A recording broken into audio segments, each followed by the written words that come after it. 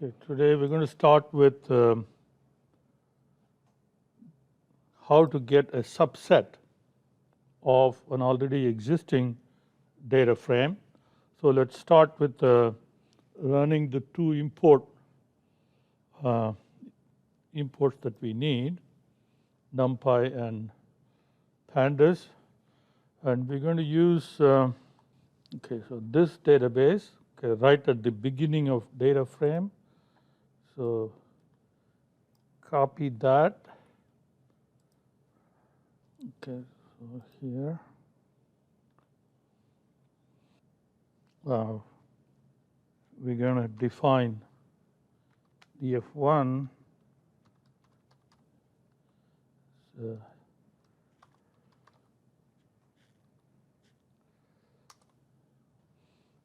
okay, so df1 is this database with these three columns, and let's use index from, okay, so let's take this ARR2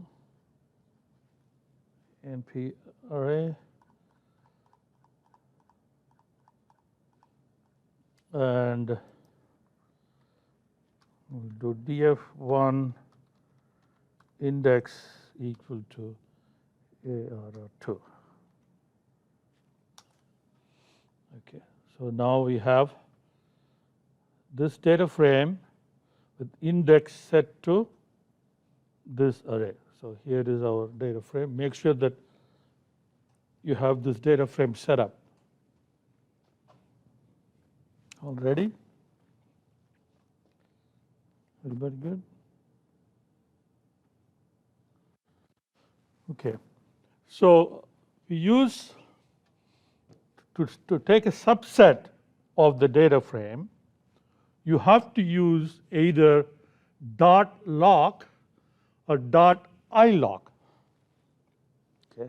If you simply do like in NumPy, if you simply do df1 and then you provide a slice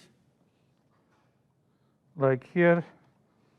So if you say I want all the way through 2, okay, well, if you okay, like that, okay, so then you'll get an error.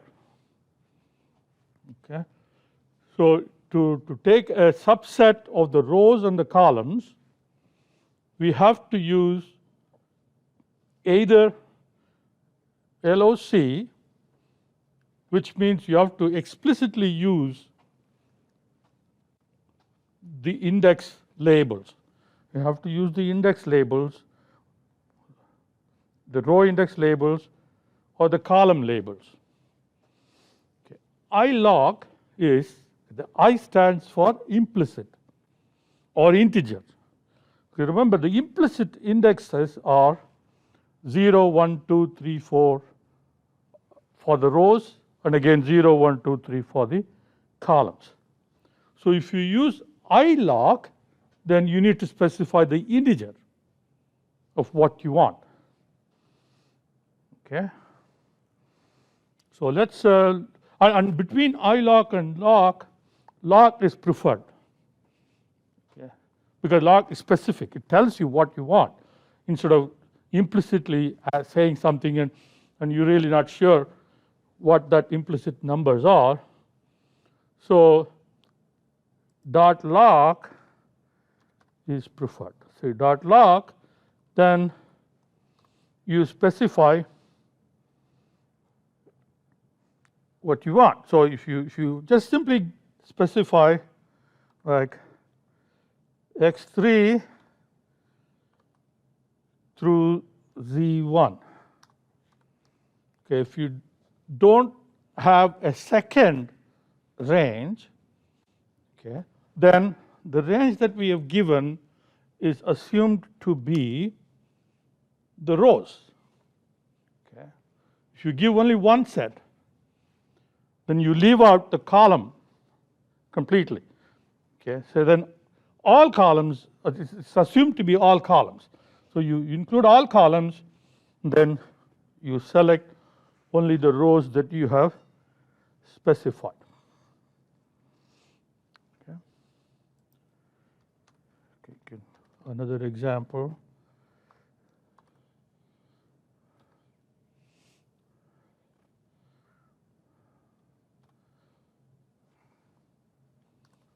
Okay. So now the colon convention also works. So colon means you start from the beginning until the specified end point. And here in loc, when you specify the index labels, it's all inclusive. Okay. V0 is included as well.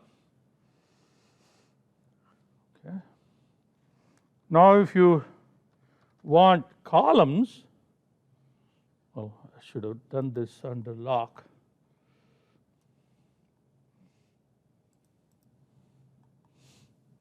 Okay. Now, if you want some columns, then you have to specify. You cannot access the columns without specifying what rows you want. Because if you only specify one set, rows are assumed. So you have to specify what rows you want, and then you specify a column. So let's say a column. Then all the rows, and here is another example. So you want all the rows, and then so you can specify a range, state through say population. So you can specify a range with the colon, and if you want non-contiguous columns, like you want state and pop, two of them, but you want they are not together, right? So then you can give that as a list, state and pop. So this means all rows and the columns given in the list. So they will be selected.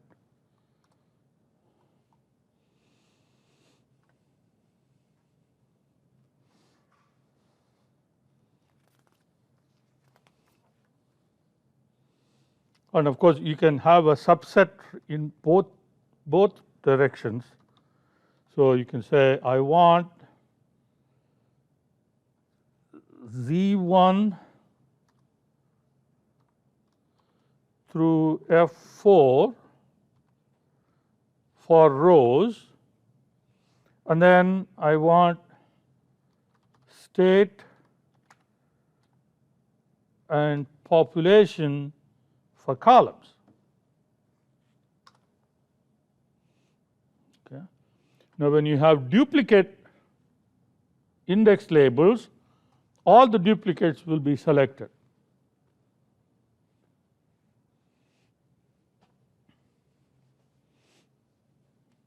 Okay. So that is loc, where you specify the labels to select a subset. Now let's look at iloc.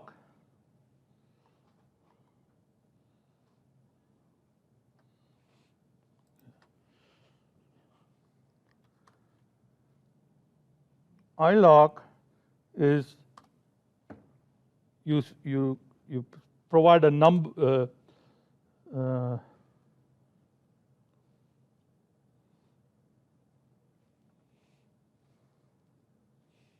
Okay, so here I didn't put iloc, so obviously it's giving error.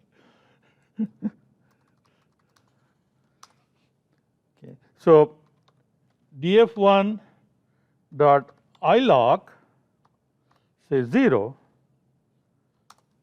Okay, so then it will give you the row 0.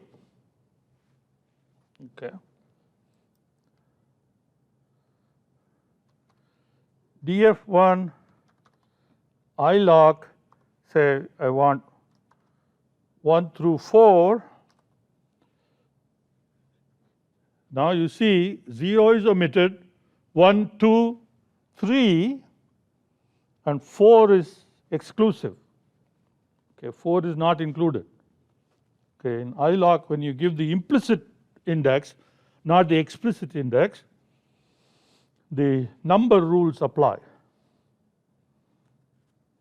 Okay. Now, if you want the column, once again, you have to specify the rows, what rows you want. So you want all the rows, then say the first column. So first column is state. So it gives you the state.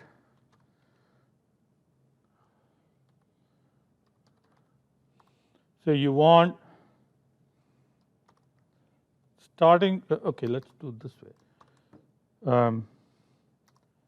We want 3 through end, okay, and then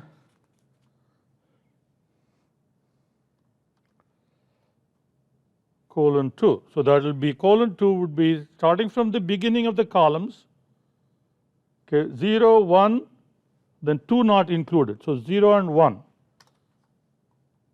will be included.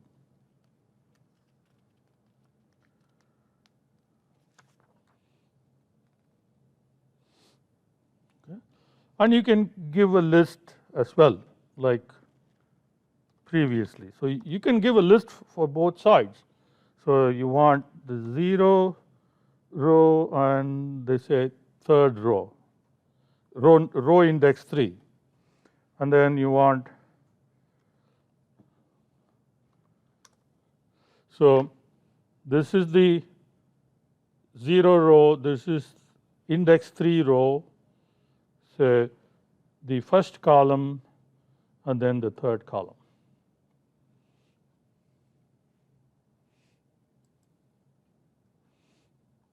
Okay.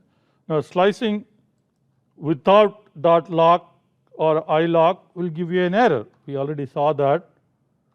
So if you do it like that, it's going to throw an error because you don't have an iloc over there. Or if you do like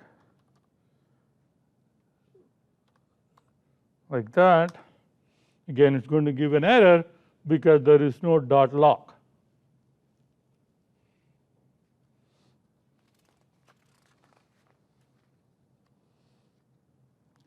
Okay. And for lock and iloc, we can also use the Boolean mask. Okay. So for Boolean mask to work, you have to first specify what rows and columns we should take into account for applying the Boolean mask. So if you want the entire data, then you can say like df1, okay, so the whole thing, right? And then you specify a mask, df1, okay, say pop, and say greater than 3. So now it's going to take the entire data frame and then apply the mask to that data frame, and whichever row and column is true for that mask, so the mask comes from the pop column, then that would be displayed. Okay, let's see what the error is. Okay, again, I forgot iloc.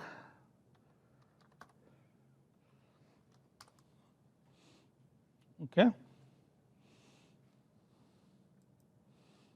Or we can say I want iloc, say everything from start up to 3, okay, and then df1 pop greater than 3.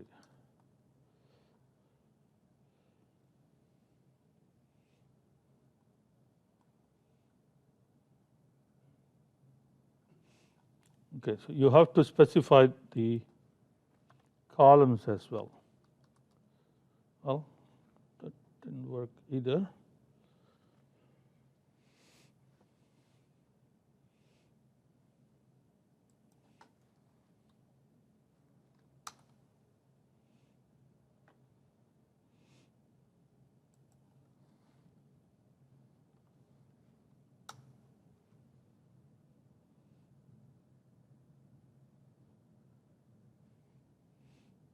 That's strange.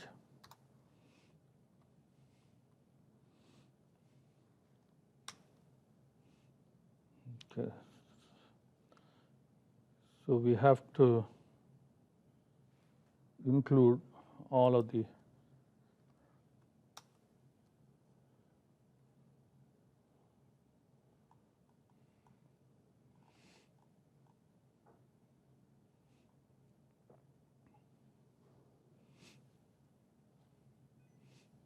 all rows need to be included, looks like.